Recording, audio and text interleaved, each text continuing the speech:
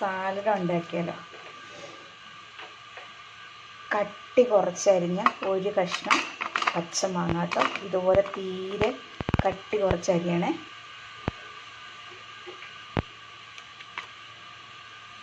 അതുപോലെ തന്നെ കട്ടി കുറച്ചരിഞ്ഞ ക്യാരറ്റ്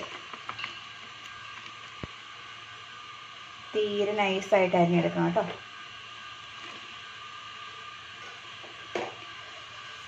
ഒരു സവോള നീളത്തിൽ കട്ടി കുറച്ചരിഞ്ഞത്, ഒരു നുള്ള് ഇഞ്ചി പൊടിയായിട്ട് അരിഞ്ഞത്,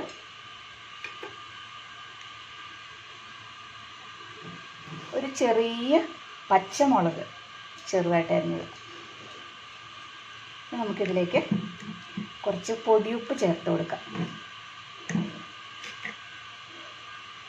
കുറച്ച് മതി.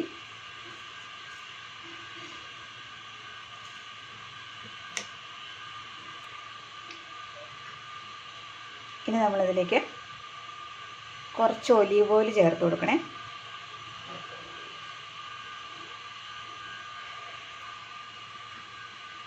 ഒരു 1.5 സ്പൂൺ ഒലീവ് ഓയിൽ കേട്ടോ.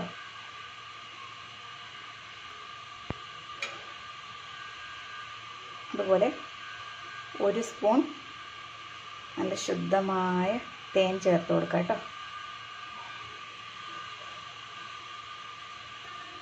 ഇനി ചെറുതായിട്ട് അരിഞ്ഞ് കുറച്ച് മല്ലിയില. ഇനി നമുക്കിതെല്ലാം കൂടെ നന്നായിട്ട് കൂട്ടി തിരുമ്മിയെടുക്കണം. ഒരു ചെറിയ സ്പൂൺ നാരങ്ങ നീര് കേട്ടോ. ഇനി നമുക്കിത് നന്നായിട്ട് കൂട്ടി തിരുമ്മിയെടുക്കണേ.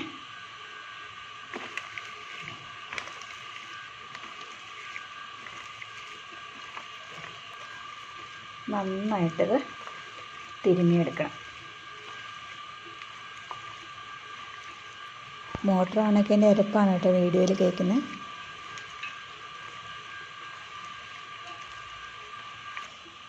അങ്ങനെ നമ്മുടെ സാലഡ് ഇവിടെ റെഡി കേട്ടോ.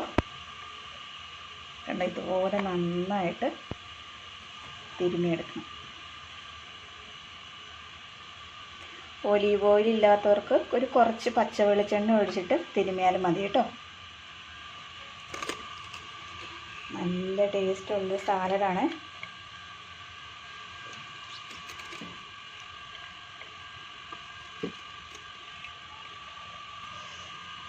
നല്ല രുചി.